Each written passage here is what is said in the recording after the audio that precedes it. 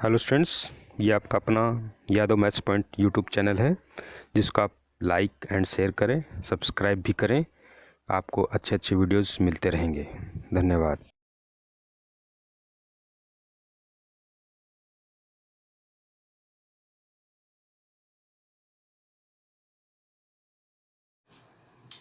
Hello students, कैसे हैं आप सब।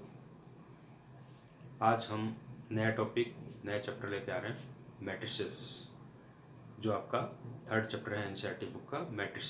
Matrices is a plural form of matrix.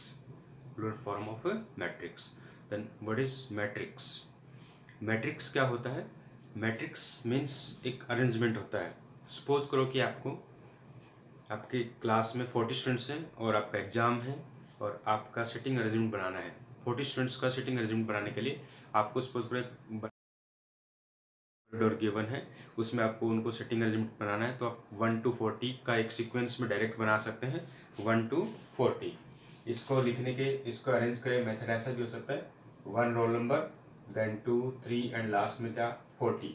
ऐसा भी हो सकता है 1 2 3 और लास्ट में क्या हो जाएगा 40। या फिर हम और अरेंजमेंट भी कर सकते हैं। आपको कहा जाए कि 2 रो बना के और 1 से लेके 20, देन 21 से लेके 40। ऐसा भी आप कर सकते हैं 10 10 की 4, 1 2 3 10, then 11 to 20, then 21 to 30, then 31 to 40 and so on. तो इस टाइप का जो अरेंजमेंट होगा उसी को हम मैट्रिक्स फॉर्म बोलते हैं। Matrix is an arrangement of objects और नंबर्स और एनी थिंग्स और फंक्शंस। तो अरेंजमेंट जो इस फॉर्म में होता है उसकी हम इसी को डिफाइन करेंगे एज ए मैट्रिक्सेस। तो matrixes means plural form of matrix. Matrix होता है सिंगल और मैट्रिक्सेस होता है प्लूरल। तो यहाँ पे जो टॉपिक अपना वो है मैट्रिक्स एक्चुअल में, बट उसका प्लूरल फॉर्म क्या होगा मैट्रिक्सेस। इसकी डेफिनेशन क्या है इसको हम, यस, मैट्रिक्स की definition, a matrix is an ordered rectangular array of numbers or functions। rectangular array, ordered rectangular array, जो भी हमने रेक्टेंगुलर एरे जो बनाए थे इस टाइप से हम रेक्टेंगुलर फॉर्म में उसको अरेंज करते हैं। वो उसका जो अरेंजमेंट होगा वही क्या होगा मैट्रिक्स होगा। और अरेंजमेंट किसका हो सकता है, नंबर्स का हो सकता है, फंक्शन का हो सकता है। Function means 2x variable form में जो हम लेते हैं अलजेब्रिक फंक्शंस और ट्रिग्नोमेट्रिक फंक्शंस, उस फॉर्म में भी इसको हम अरेंजमेंट कर सकते हैं। तो जो सपोज करो कि हमने जो अरेंजमेंट लिया था अभी 1 2 3 10 11 12 13 and 20 21 30, then 31 to 40, ये आपका जो अरेंजमेंट है इसमें आपने 3 horizontal, that is 10 horizontal lines हमने बनाई है। इन हॉरिजॉन्टल लाइंस को हम बोलते हैं रो। क्या बोलते हैं, रोज। और जो वर्टिकल लाइंस है यहाँ पे हमने 4 वर्टिकल्स लाइन बनाई है, इनको बोलते हैं कॉलम्स। क्या बोलते हैं, कॉलम्स, रो एंड कॉलम्स। इसके अंदर अपने पास 10 रो है और 4 कॉलम्स है। और जो अंदर हम जो भी हम लिखते हैं, roll number, function, numbers, numerical number and so on, जो भी, उसको हम बोलते हैं एलिमेंट्स और एंट्रीज। एलिमेंट्स और एंट्रीज, एंट्री या एलिमेंट्स जो होते हैं वो अंदर जो भी हम फॉर्म, जिस फॉर्म में हम लिखते हैं उसको हम एलिमेंट्स और एंट्री बोलते हैं। रोज में first row, second row, third row, fifth row and so on, last में अपने पास क्या है 10th रो। तो इस टाइप्स का जो अरेंजमेंट होगा उसी को हम मैट्रिक्स बोलते हैं। अब इस मैट्रिक्स में अपने पास जितनी रो है उसी के अकॉर्डिंग सपोज करो कि इसके अंदर m रो है और n कॉलम है। तो जब हम ऑर्डर की बात करेंगे तो ऑर्डर इस मैट्रिक्स का क्या हो जाएगा m into n। In this case इसके अंदर आपके पास 10 रो है और 4 कॉलम्स है, तो 10 इंटू 4 इसका क्या हो जाएगा ऑर्डर हो जाएगा। तो नेक्स्ट अब जब हम पढ़ेंगे ऑर्डर का और रिप्रेजेंट करने का, यस, मैट्रिक्स जो होता है, मैट्रिक्स को हम कैपिटल लेटर से रिप्रेजेंट करते हैं और जो अंदर एंट्रीज होती है उसको हम स्मॉल लेटर से रिप्रेजेंट करते हैं। मैट्रिक्स जो बाहर जो भी हम लेटर लेंगे उसको कैपिटल लेटर से, और अंदर जितनी भी एंट्रीज होगी उनको हम स्मॉल लेटर में रिप्रेजेंट करते हैं। Here A equals to A11, A12, A13, A1n। इसके अंदर हमने m रो लिया है, 1 2 3 4 5 एंड लास्ट कौन सी रो है, mth रो है। एंड कॉलम्स जो हमने n कॉलम्स लिए 1 2 3 एंड nth कॉलम। तो जब इसमें m रो है n कॉलम है तो टोटल जो नंबर ऑफ एलिमेंट्स होंगे वो m इंटू n होंगे, और उसी को हम एज ऑर्डर फॉर्म में लिखते हैं m into n। That is this matrix is an order of m into n। तो order of matrix, order of a matrix means if in a matrix there is m row and m rows and n columns, then order of matrix is m into n, m into n, और number of elements भी m into n होगा। जैसे अभी हमने एक example लिया, इसमें 40 students को अरेंजमेंट कर रहे थे, तो यहाँ पे अपने पास 10 कॉलम्स थे, रोज थे, और 4 कॉलम्स थे। 10 रोज 4 कॉलम्स, तो 10 इंटू 4 कितना हो रहा है, 40, और अंदर स्टूडेंट्स भी कितने थे एलिमेंट में, 40 स्टूडेंट्स है। नंबर ऑफ एलिमेंट्स उतने ही होंगे जितने इसके ऑर्डर m इंटू n को आप मल्टीप्लाई करेंगे तो उसका नंबर ऑफ एलिमेंट्स आ जाएंगे।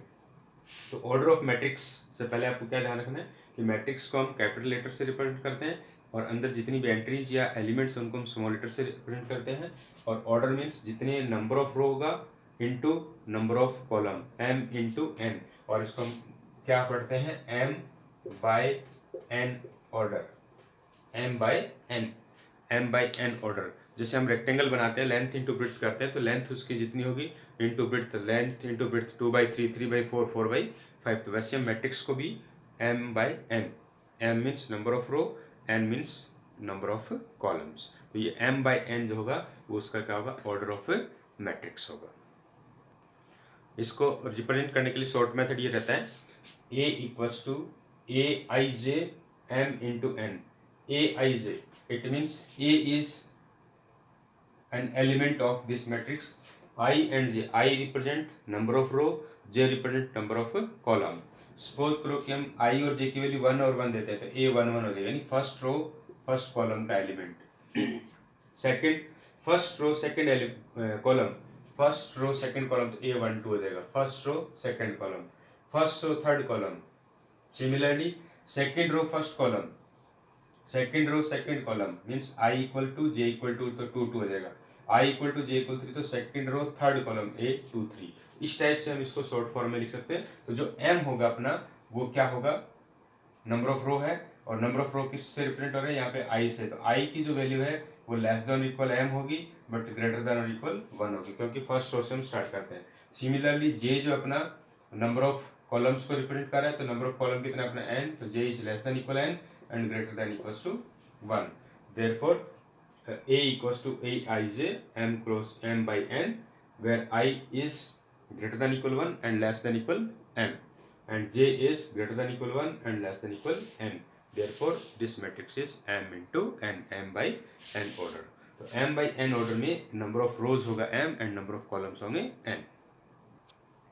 aij को हम aij जो अपना है उसको हम ऐसा भी बोल सकते हैं, element of ith row and jth column, ith row and jth column. जैसे सपोज करो कि हमें सेकंड रो और थर्ड कॉलम की बात करनी है, सेकंड रो थर्ड कॉलम की बात करनी है, तो क्या हो जाएगा, 8 2 3 second row and third column, तो ये वाला एलिमेंट हो जाएगा aij, that is I equals to 2 j equals to 3।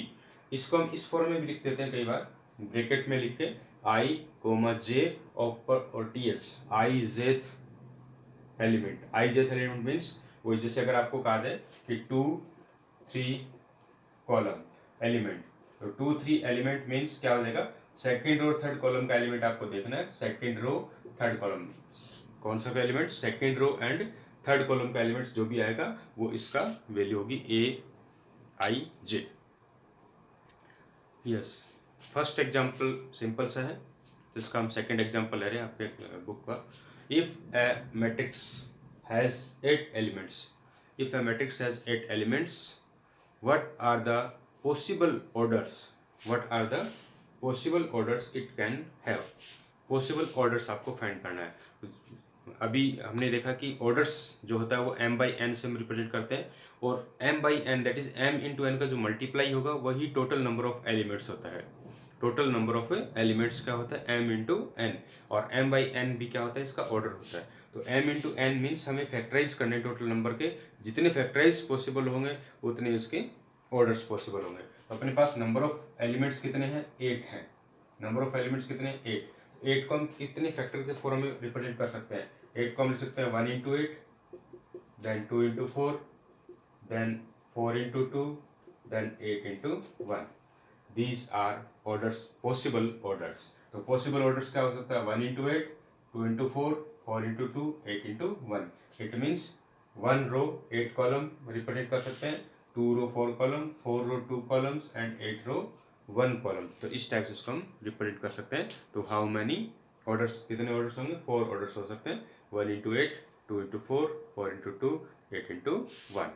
तो इस टाइप से जितने भी आपको नंबर ऑफ एलिमेंट्स गिवन है उसका फैक्टराइज करें, फैक्टराइज करने से जो भी वैल्यू आती है वो नंबर ऑफ ऑर्डर्स किया। Yes, example, next example 3, construct a 3/2 matrix. Construct a 3/2 matrix whose elements are given by aij equals to half of modulus i minus 3j।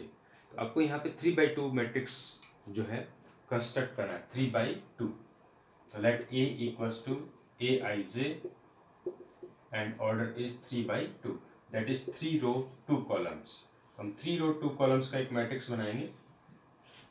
First row first column 1 1, first row second column 1 2, 3 row 2 columns, second row first column, second row second column, third row first column, third row second column.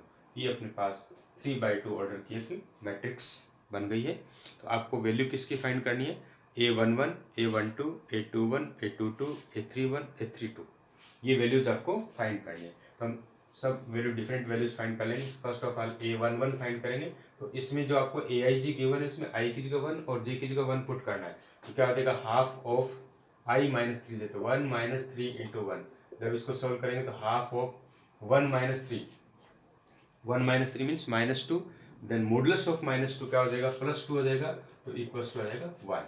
Similarly A12 अगर हम find करें तो half 1 minus 3 into 2, तो 1 minus 3 into 2, 1 minus 6 that is -5, modulus of -5 क्या हो जाएगा, +5, 5/2। Similarly 2 1, half of 2 minus 3 into 1, I की जगह आपको 2 पुट करना है, J की जगह 1 put, I equals to 2 and J equals to 1, then value is 2 minus 3 minus 1 modulus minus 1 is 1/2, then 2 2, so half of 2 minus 3 into 2, 2 minus 3 into 2, 2 minus 6 that is -4, modulus of -4 is +4, +4 divided by 2 equals to 2। next 3 1, 3 1 means I equals to 3 and J equals to 1, so 3 minus 3 into 1 equals to 0, 3 minus 3 into 1 equals to 0, then last element 3 2, so half of 3 minus 3 into 2, 3 minus 3 into 2, 3 minus 6 that is -3/2 plus -3 modulus है ना, modulus 3/2। ये अपने पास elements आ गए, ये value यहाँ पे put करेंगे तो अपनी मैट्रिक्स क्या बन जाएगी, 1 1, 1 1 is 1, 1 2, 1 2 is 5/2, 2 1, 2 1 is 1/2 and 2 2, 2 2 is 2, 3 1, 3 1 is 0 and 3 2 is 3/2। तो this is our required matrix. तो आपको क्या करना है, जब भी मैट्रिक्स का एक एलिमेंट्स आपको आईजे फॉर्म गिवन है तो आप जो भी जितने भी ऑर्डर के मैट्रिक्सेस आपको फाइंड करनी है तो फर्स्ट ऑफ ऑल उस मैट्रिक्स को आप लिख लेंगे, जितने रोज कॉलम्स गिवन होंगे जिस ऑर्डर के अपने को होंगे उसी के अकॉर्डिंग उसको लिख के और उसकी वैल्यूज हमें फाइंड करनी है। वैल्यूज आने के बाद उस एलिमेंट की एंट्री को पुट कर देंगे। Now next topic is types of matrix, types of matrices। types of matrices जो आपको नेम से ही पता चल जाएगी क्या टाइप्स होती है इसकी। तो सिंपल से ध्यान से समझेगा। First column matrix, column matrix, column matrix क्या रिप्रेजेंट कर रहा है, नेम में क्या आ रहा है, column, it means it has only single column. अगर किसी मैट्रिक्स में एक सिंगल कॉलम हो तो वो कॉलम मैट्रिक्स होती है। क्या होता है, single column means m into n जो ऑर्डर हम लेते हैं उसमें n की वैल्यू अगर 1 हो जाए तो उसको हम कॉलम मैट्रिक्स बोलते हैं। तो कॉलम मैट्रिक्स का एक एग्जांपल लिख रहा हूँ मैं। जैसे एक सिंगल कॉलम बनाना है आपको 1 2 3 4 5, तो 5 रो और 1 column, 5 row and 1 column. This is column matrix. So column matrix means it has only single column, it has only one column. Therefore this is called column matrix. Now row matrix. Row matrix same as column matrix. It means it has only one row. अगर आपके पास एक single रो में arrange करना हो, एक single रो में हमने लिखा 1 2 3 4 5, that is 5 row and 1 row and 5 columns. 1 row and 5 columns. So it is a row matrix. It means it has only single row. Now square matrix. Square matrix. Square क्या होता है? Square means a rectangle which has equal sides. तो जब किसी भी matrix के row and column को हम इक्वल कर दें, मीन्स m इंटू n जो होता है वो, अगर हम इसमें m और n को इक्वल कर देते हैं, m इंटू m और n into n, m into m और n into n, it means if number of row and number of columns are equal, then it is square matrix. तो square matrix में आपको क्या ध्यान रखना है? Number of row and number of column को equal करना है. 1 2 3 4, 2 by 2. सिमिलरली अगर हम 3 by 3 लिख रहे हैं, 1 2 3 4 5 6 7 8 9, 3 by 3. तो 3 by 3, 2 by 2, it means number of row and number of columns are equal. Number of row and number of columns are equal. Therefore it is a square matrix. तो square matrix में क्या होगा? Number of row and number of columns equal होंगे, तो ये square matrix होगी. और इसमें हम डायरेक्ट ऑर्डर 2 by 2 नहीं बोल के ऑर्डर 2 बोल सकते हैं. It is a order of 2, order of 3. तो ऑर्डर 2 और 3 मीन्स जब स्क्वायर मैट्रिक्स होगा तो उसको हम 2 इंटू 2 by 2 नहीं बोल के ऑर्डर 2, ऑर्डर 3 भी बोल सकते हैं. नेक्स्ट होता है diagonal matrix. Diagonal matrix, diagonal matrix, then scalar matrix, identity matrix. ये जो मैट्रिक्स हैं ये सारे वैसे स्क्वायर मैट्रिक्स के ही पार्ट हम बोल सकते हैं. These are square matrix, that is but these are special square matrix. Special square matrix means diagonal matrix means होता है non diagonally elements. Diagonal matrix से पहले अगर हम देखें कि डायगोनल क्या होता है, डायगोनल एलिमेंट्स क्या होते हैं. अगर मान लो आपने एक 3 by 3 का स्क्वायर मैट्रिक्स लिया, A 1 1 1 2 1 3, then 2 1 2 2 2 3, then 3 1 3 2 and 3 3.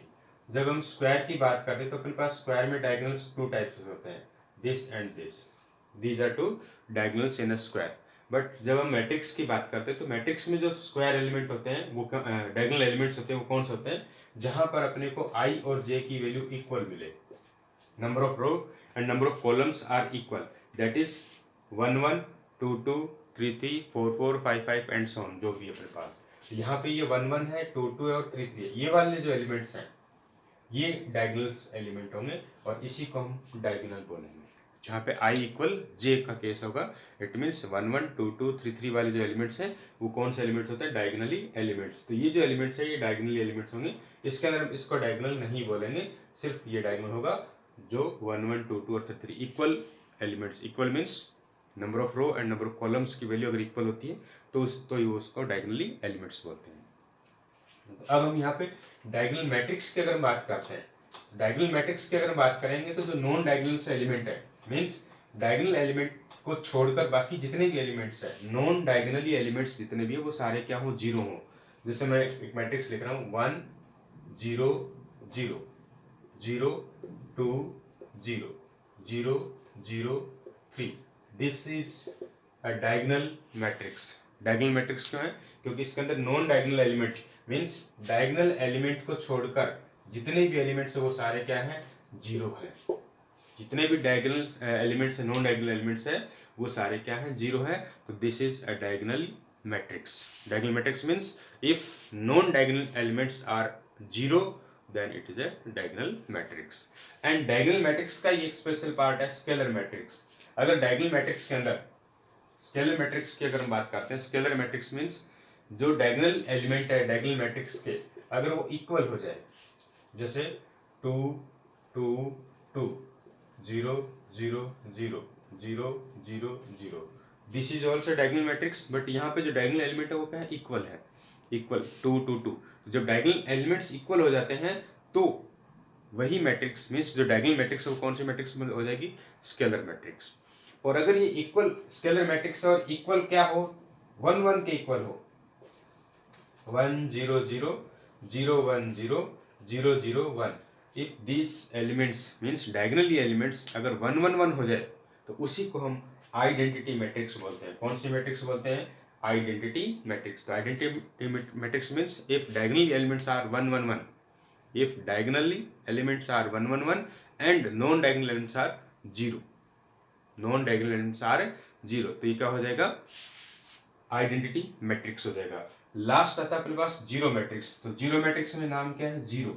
It means all elements are zero, all elements are zero. अगर सारे एलिमेंट्स अपने पास जीरो जीरो हो जाते हैं तो उसको हम जीरो एलिमेंट्स, जीरो मैट्रिक्स बोलते हैं। अगर अपने पास सारे elements, all elements are zero, that is aij equals to 0 for all I and j, then it is a zero matrix। तो जीरो मैट्रिक्स में क्या होगा, all elements are zero। तो मैं एक बार फिर से इनको रिपीट कर रहा हूँ। सबसे पहले हमने पढ़ा row matrix. Row matrix means sorry column matrix, it means it has only single column, जिसमें एक कॉलम होगा वो कॉलम मैट्रिक्स होगा। नेक्स्ट रो मैट्रिक्स, जिसमें एक सिंगल रो होगा वो रो मैट्रिक्स होगा। Third square matrix, it means number of row and number of columns are equal, then it is a square matrix. Fourth diagonal matrix, diagonal matrix means diagonal elements को छोड़कर बाकी सारे elements का होने से zero, that is if non diagonal elements are zero then it is diagonal matrix. Fourth के बाद fifth scalar matrix, अगर डायगोनल एलिमेंट जो हमने लिए वो डायगोनल एलिमेंट क्या हो, इक्वल हो, 2 2 2 3 3 3 4 4 हो, then it is a scalar matrix. और अगर डायगोनल एलिमेंट्स 1 1 1 हो, सारे 1 1 1 के इक्वल हो तो ये identity matrix. Last zero matrix, it means all elements are zero. तो these are types of matrixes. Yes, next topic is equality of matrices. Equality of matrixes means two matrix का equal होना या ना होना। If two matrices are equal means ये matrix equal कब होंगी, दो केसेस अपने को ध्यान में रखना है। If two matrices A equal Aij and B equal Bij are said to be equal if they are of the same order। It means दोनों के ऑर्डर क्या होनी चाहिए, सेम होनी चाहिए। m/n 2/3 2/3 दोनों के ऑर्डर क्या होनी चाहिए, सेम होनी चाहिए। तो ऑर्डर अगर इक्वल होगी, पहली केस अपने क्या ध्यान रखना, order must be equal. Second case का आपको ध्यान रखना है, each element of A is equal to the corresponding element of B। यहाँ पे क्या ध्यान रखना है अपने को, each element of A is equal to corresponding element of B। corresponding element means A11 is equals to B11, A12 is equals to B12, A13 is equals to B13। it means first जिस रो का और इस column का matrix एक से element लेते हैं, उसी रो उसी कॉलम का मैट्रिक्स B के एलिमेंट के इक्वल होना चाहिए। यहाँ पे मैंने एक एग्जांपल लिया, corresponding elements B, that is Aij equal Bij for all I and J। अब एक एग्जाम्पल है कि A इक्वल 1 2 3 4, B इक्वल 1 3 2 4। आप देखो इनके ऑर्डर 2/2 है, इसकी ऑर्डर भी 2/2 है। तो फर्स्ट कंडीशन सेटिस्फाई हो रही है, ऑर्डर्स आर सेम। A की ऑर्डर 2/2, B की भी ऑर्डर क्या है 2/2। बट सेकंड कंडीशन अपनी क्या है, each element of A equals to corresponding elements of B। तो first A11 is equal B11, clear, but A12 is not equal B12, A12 is not equals to B12। it means A matrix is not equals to B matrix। ऐसे अगर हम देखें कि 1 2 3 4 1 2 3 4 elements जो है इसके अंदर वही सेम एलिमेंट इसमें, बट कॉरस्पॉन्डिंग एलिमेंट्स इक्वल नहीं है। कॉरस्पॉन्डिंग एलिमेंट्स का मीनिंग क्या होता है, जिस रो और इस कॉलम का एलिमेंट्स यहाँ पे हम देख रहे हैं, उसी रो और सेम कॉलम का अगर मैट्रिक्स देखेंगे, एलिमेंट्स देखेंगे तो वो सेम होना चाहिए, अदरवाइज ये इक्वल नहीं होंगे। और अगर ये मैट्रिक्स इक्वल होती हैं तो करस्पॉन्डिंग एलिमेंट्स भी क्या होते हैं, इक्वल होते हैं।